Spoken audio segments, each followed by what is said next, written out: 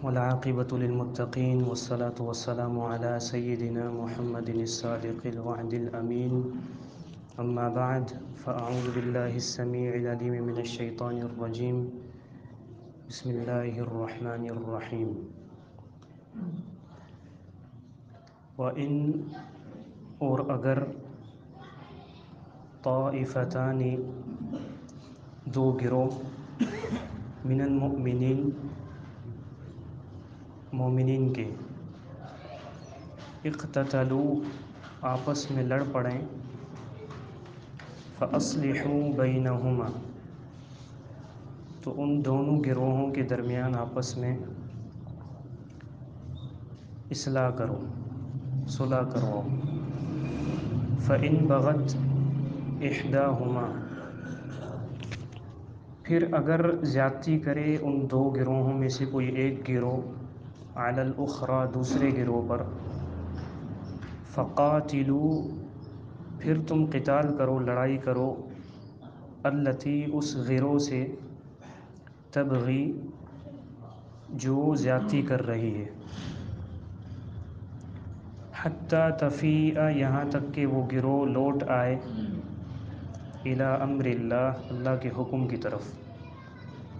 فإن فاءت پھر اگر وہ باغی گروہ لوٹ آئے اللہ کے حکم کی طرف فأصلحوا پھر تم اصلاح کرواؤ بینہما ان دونوں گروہوں کے درمیان بالعدل عدل کے ساتھ وَأَقْسِطُوا اور انصاف کرو تم لوگ ان اللہ بے شک اللہ تعالی یحب المقسطین محبت کرتا ہے انصاف کرنے والوں سے، عدل کرنے والوں سے۔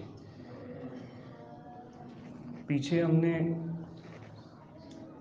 ایک ادب پڑھا تھا آیت نمبر 6 میں کہ اللہ تعالیٰ نے یہ فرمایا کہ اگر کوئی بھی شخص تمہارے پاس کوئی خبر لے کر آئے تو اس خبر کے بارے میں تحقیق کر لو کہ آیا یہ سچی ہے یا جھوٹی ہے۔ پھر اس کی وجہ بھی اللہ نے بتائی کہ اگر تم بغیر تحقیق کے ہر خبر پر اعتماد کرو گے، یقین کرو گے، پھر اس خبر پر اعتماد کرتے ہوئے تم پیش قدمی کرو گے تو اس کا نتیجہ یہ بھی نکل سکتا ہے کہ تم کسی کو نقصان پہنچا دو، یعنی خبر جھوٹی ہو، کسی کے بارے میں جھوٹی بات آئی ہو اور تم اس پر عمل کر کے کوئی ایسا کام کر بیٹھو کہ کسی کو تم اس خبر کی بنیاد پر نقصان پہنچا دو۔ اب اسی ادب سے اس آیت کا تعلق ہے جو آج ہم پڑھ رہے ہیں۔ دیکھیں انسان ہے نا، جہاں دو ہوں یا دو سے زیادہ ہوں باتیں بہت ہوتی ہیں۔ کبھی بھی دو بندوں کے درمیان ایسے ہی خرابی پیدا نہیں ہوتی۔ مثال کے طور پر میں اور میرا دوست ہوں، یا میں اور میری گھر والی، یا میں یا میرا بھائی یا میرا باپ، میری ماں، کبھی بھی ہم دو افراد کے درمیان خرابی پیدا ہو ہی نہیں سکتی سوائے ایک صورت کے کہ تیسرا بندہ آ کے کام خراب کرے۔ اب وہ تیسرا بندہ یا تو شیطان ہوگا، شیطان ہی، یا تو جن کی صورت میں ہوگا جو آپ کو وسوسے ڈالے گا، یا انسان کی شکل میں ہوگا جو آپ کو دوسرے بندے کے خلاف باتیں آپ کے کان میں بھرے گا۔ خرابیاں ایسے پیدا ہوتی ہیں کہ کوئی شخص آیا، کسی کے بارے میں آپ کو خبر پہنچائی، آپ نے اندھا اس پر اعتماد کر کے اس کی بات کو مان لیا اور رشتہ توڑ دیا آپ نے کسی سے، یا کسی پر آپ نے زیادتی کر دی۔ اب اس کے بارے میں ادب تو اللہ نے سکھا دیا تھا ہمیں کہ کوئی بھی خبر آئے اس کے بارے میں پہلے چھان بین کرو، تحقیق کرو، لیکن انسان ہونے کے ناطے وہ ادب تو اللہ نے ہمیں سکھا دیا، ہم نے پڑھ لیا، سن لیا، اب اللہ ہمیں اس پر عمل کی توفیق دے، لیکن انسان ہونے کے ناطے کبھی کبھی انسان غلطی کر بیٹھتا ہے، آنے والی خبر پر یقین کر بیٹھتا ہے۔ پھر اس کے نتیجے میں کیا ہوتا ہے؟ اس کے نتیجے میں آپس میں انتشار اور نفرت پیدا ہوتی ہے۔ اب وہ نفرت اپنا درجہ رکھتی ہے، یا تو نفرت اس درجے کی ہوتی ہے کہ بندہ کسی سے قطع تعلق ہی کر بیٹھتا ہے، چاہے اس کی بیوی ہو، چاہے دوست ہو، چاہے آپس میں دو پڑوسی ملک ہوں یا دو برادریاں ہوں، یا تو اس کا درجہ یہ ہوتا ہے اختلاف کا کہ بندہ کسی سے تعلق توڑ دے، لیکن کبھی کبھی آنے والی خبر پر بندہ یقین کر لے بغیر تحقیق کے، اس کا نتیجہ یہ بھی نکلتا ہے کہ بندہ کسی کو نقصان پہنچا دے۔ اب میں کسی سے قطع تعلق کر دوں، اس کو کوئی نقصان نہیں پہنچا ذاتی طور پر، جسمانی طور پر، مالی طور پر، لیکن کبھی کبھی ایسا ہوتا ہے کہ جانی یا مالی نقصان پہنچا دیتے ہیں انسان کو۔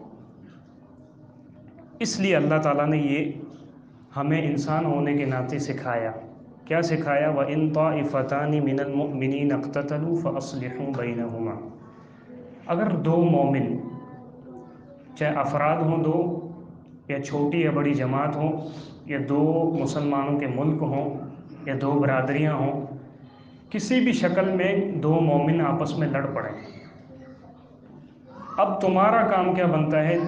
تیسرے لوگوں سے یہ خطاب ہے جو لڑائی میں شریک نہیں ہے، تم تماشائی مت بنو، تمہارا کام ہے فَأَصْلِحُوا بَيْنَهُمَا، دو لڑنے والوں کے درمیان، چاہے وہ میاں بیوی ہوں، چاہے بھائی ہوں، چاہے دو برادریاں ہوں، چاہے دوست ہوں، چاہے دو ممالک ہوں، تیسرے لوگوں کو خطاب ہے کہ بھائی تم تماشائی مت بنو، فَأَصْلِحُوا بَيْنَهُمَا، تم دو لڑنے والوں کے درمیان آپس میں صلح کرواؤ۔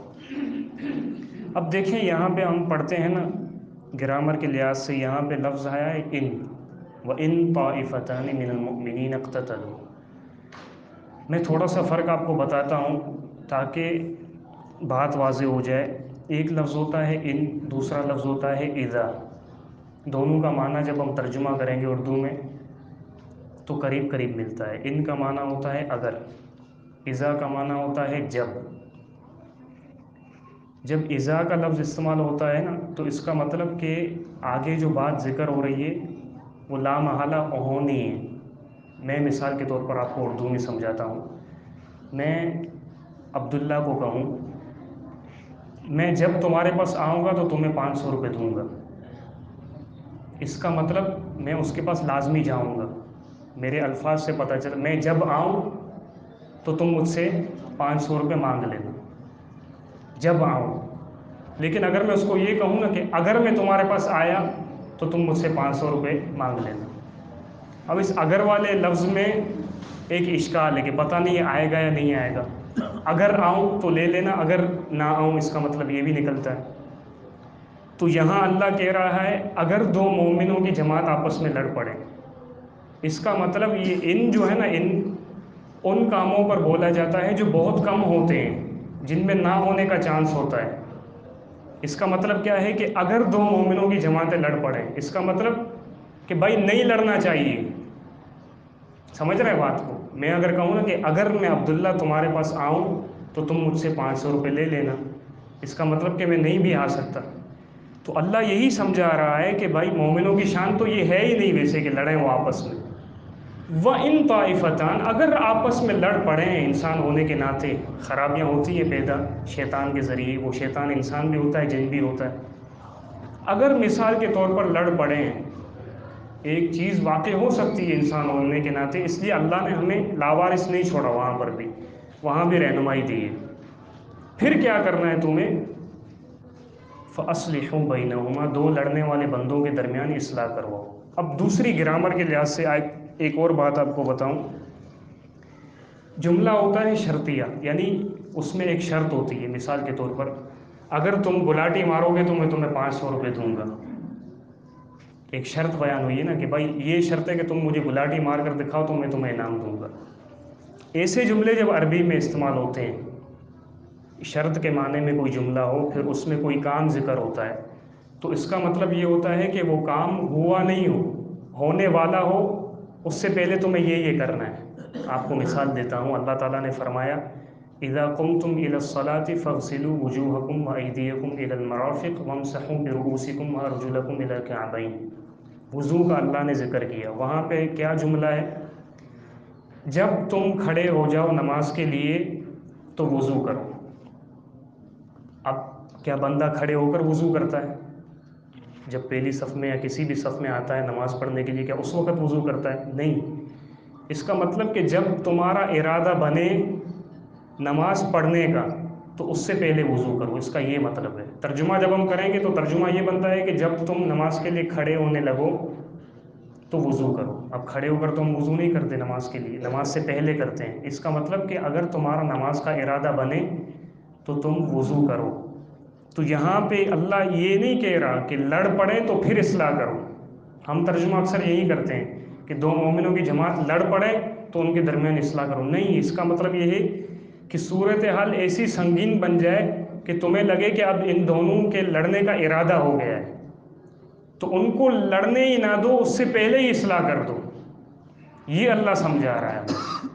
یعنی اللہ یہ چاہتا ہی نہیں کہ ایک مسلمانوں کی جماعت ہے، چاہے دو افراد پر مشتمل ہو، چاہے ایک ملک پر مشتمل ہو، اللہ کو یہ قطعی طور پر نامنظور ہے کہ آپس میں مومن لڑیں۔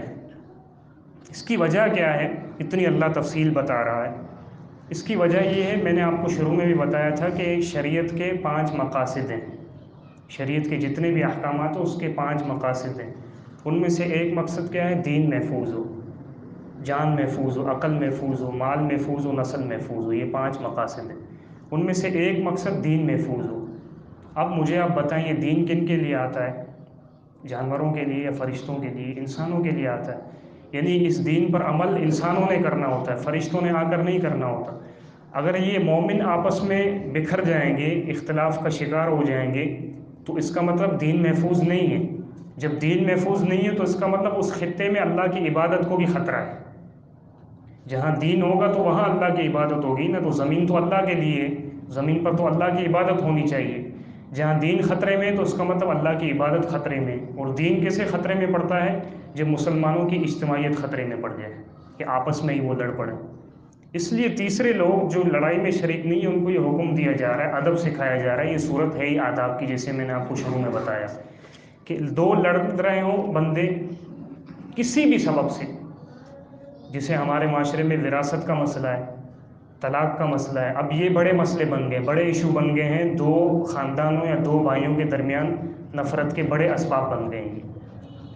لیکن ہم لوگ اب ہمارے اندر وہ پہلے والا وہ پاور بھی نہیں رہا، طاقت بھی نہیں رہی، ہماری حیثیت بھی نہیں ہے۔ ہمارے پچھلے آپ لوگوں سے آپ سنیں گے نا، ہمارے بڑے جو لوگ ہیں، پہلے کسی گھر میں کوئی مسئلہ اٹھتا ہی تھا تو ہمارے بڑے بڑے جو بزرگ ہوتے تھے وہ جا کر ہی مسئلہ حل کر دیتے تھے۔ اس وقت تک بہت امن تھا۔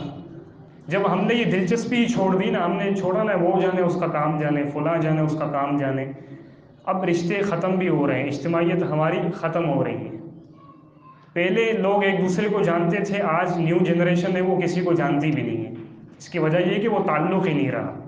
اور تعلق کیوں نہیں رہا؟ کہ جہاں دو افراد یا دو خاندان لڑ رہے ہوتے ہیں ہم دلچسپی نہیں دکھاتے اپنی ان کے درمیان اصلاح کروانے کی۔ تو اللہ یہ کہہ رہا ہے کہ اصلاح کرو ان دونوں کے درمیان، جو بھی لڑ رہے ہوں، میاں بیوی ہی کیوں نہ ہو۔ لیکن ہم اس کے برعکس یعنی فسادی بن گئے ہیں۔ ہم جہاں بیٹھیں گے وہاں تیسرے بندے کی غیبت شروع کر دیں گے۔ اب غیبت سے ظاہر سی بات ہے آپ کے سامنے بیٹھے ہوئے شخص کے دل میں اس کے لیے نفرت آئے گی جس کا آپ ذکر کر رہے ہیں۔ یعنی ہمارا کام اصلاح کا ہونا چاہیے لیکن ہم خود فسادی بنے ہوئے ہیں۔ حالانکہ اس کی کتنی بڑی فضیلت ہے، اللہ کے رسول صلی اللہ علیہ وسلم کا فرمان ہے صحیح بخاری میں، لیس الکذاب الذی یصلح بین الناس ویقول خیرا او یمنی خیرا۔ جو بندہ دو لڑنے والوں کے درمیان اصلاح کرائے، اگر وہ جھوٹ بھی بول دے نا تو اللہ کے نزدیک وہ جھوٹا نہیں لکھا جاتا۔ یعنی آپ یوں سمجھیں کہ اللہ کے جو قوانین ہیں وہ تبدیل نہیں ہوتے، کسی میں جرت بھی نہیں ہے اس کو تبدیل کر کے دکھائے۔ لیکن اللہ تعالیٰ کتنا چاہتا ہے کہ تم لوگ آپس میں متفق رہو، تم لوگ آپس میں لڑو نہیں۔ اس چیز کو اللہ نے مد نظر رکھتے ہوئے ایک قانون تبدیل کر دیا۔ کہ کون سا قانون؟ کہ جو جھوٹ بولے گا اس کو گناہ ملے گا، لیکن اللہ نے قانون تبدیل کر دیا کہ لوگوں کے درمیان اصلاح کرانے کے لیے اگر کوئی جھوٹ بول دے تو اس کو گناہ نہیں ملے گا۔ اس کا مطلب اللہ کے نزدیک حیثیت ہے ایک تمہاری، تم لوگوں کی اجتماعیت کی، تم لوگوں کے اتفاق کی۔ دوسری جگہ رسول اللہ صلی اللہ علیہ وسلم کا فرمان ہے ابو داؤد میں، آپ نے فرمایا صحابہ کو کہ الا اخبرکم بافضل من درجۃ الصیام والصلاۃ والصدقہ، کیا میں تمہیں روزے، نماز اور صدقے سے بھی زیادہ افضل عمل نہ بتاؤں؟ حالانکہ ایک روزہ جو بندہ رکھتا ہے تو وہ جہنم سے کتنا دور ہو جاتا ہے؟ احادیث میں ہے کہ جتنا آسمان اور زمین کے درمیان فاصلہ ہے اتنا دور ہو جاتا ہے جہنم سے ایک روزہ رکھتا ہے۔ لیکن روزے، نماز اور صدقے سے بھی افضل عمل اللہ کے رسول صلی اللہ علیہ وسلم بتا رہے ہیں۔ پوچھا کہ کیا میں نہ بتاؤں تمہیں ایسا عمل؟ صحابہ نے کہا بلا یا رسول اللہ صلی اللہ علیہ وسلم، اللہ کے رسول بتائیے، ہم تو چاہتے ہیں کہ ہم کوئی ایسا عمل کریں کہ ہمارے کھاتے میں بڑی بڑی نیکیاں لکھی جائیں۔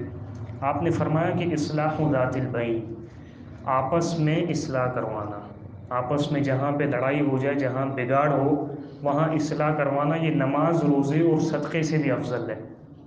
پھر آگے اللہ کے رسول نے فرمایا وَفَسَادُ ذَاتِ الْبَيْنِ هِيَ الْحَالِقَةُ، آپس میں فساد کروانا، بگاڑ پیدا کروانا، دو بندوں کے درمیان لڑائی کروانا، یہ استرا ہے۔ الفاظ ہیں ہی الحالقہ، یہ استرا ہے، پاکی جس کو ہم بولتے ہیں۔ استرا کیا کرتا ہے؟